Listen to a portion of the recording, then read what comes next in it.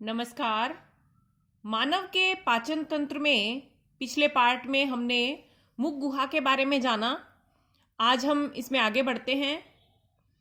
मुख गुहा पिछले भाग में कीपनुमा ग्रसनी से जुड़ी रहती है।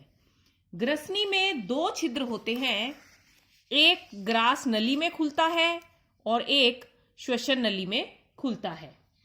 भोजन ग्रसनी से आहार नाल के अगले भाग ग्रास नली में आता है और नाक से ली गई वायु ग्रसनी से होकर श्वास नली में प्रवेश करती है। श्वास नली के मुंह के ऊपर एपिग्लॉटिस नाम का एक ढक्कन होता है।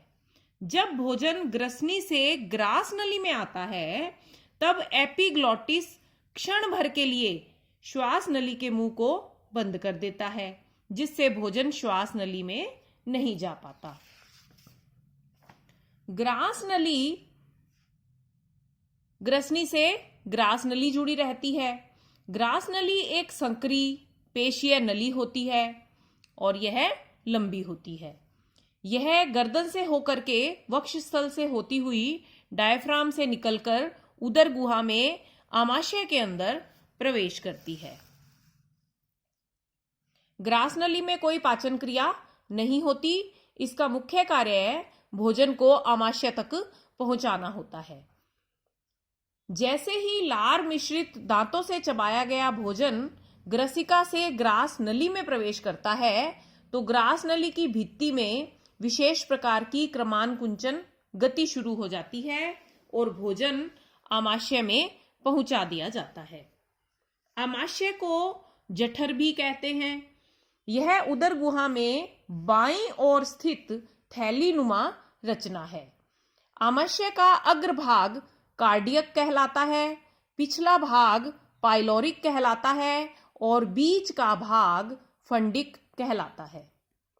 आमाशय की भीतरी दीवार में जठर ग्रंथियां होती हैं। ये जठर ग्रंथियां जठर रस का स्रावण करती हैं। आमाशय आगे खुलता है छोटी आंत में। छोटी आंत आहार नाल का सबसे लंबा भाग होती है, जो आमाशय के पाइलोरिक भाग से बड़ी आंत के बीच में स्थित होती है। आमाशय का लास्ट भाग पाइलोरिक, यहां से छोटी आंत शुरू हुई और बड़ी आंत से जुड़ने तक ये बीच का कुंडलित भाग छोटी आंत कहलाता है। छोटी आंत का प्रारंभिक भाग आमाशय से मिलकर यू आकार की रचना बनाता है, जिसे ग्रहणी कहा जाता है। ग्रहणी यकृत और अग्नाशय द्वारा तैयार पाचक रसों को स्वयं ग्रहण करके पाचन में महत्वपूर्ण भूमिका निभाती है। इसीलिए शायद इसका नाम ग्रहणी रखा गया होगा। छोटी आंत का शेष भाग, जो लगभग 6 मीटर लंबा होता है, उदर गुहा में बड़ी आंत के बीच स्थित रहता है और गुथी हुई अवस्था में यह रहता है। यानी छोटी आंत को 3 भागों में विभक्त किया जाता है। पहला भाग ग्रहणी और इसका शुरू का भाग अग्र क्षुद्रांत्र और बाकी भाग क्षुद्रांत्र कहलाता है। उसके बाद आती है बड़ी आंत। जहां छोटी आंत और बड़ी आंत मिलती हैं वहां कृमि रूपी परिशेषिका उपस्थित होती है, जो मनुष्य में अवशेषी अंग के रूप में होती है। बड़ी आंत को 3 मुख्य भागों में विभक्त किया जाता है, ऊपरीगामी, अनुप्रस्थ और अधोगामी। और अधोगामी भाग जो है वो मलाशय में खुलता है।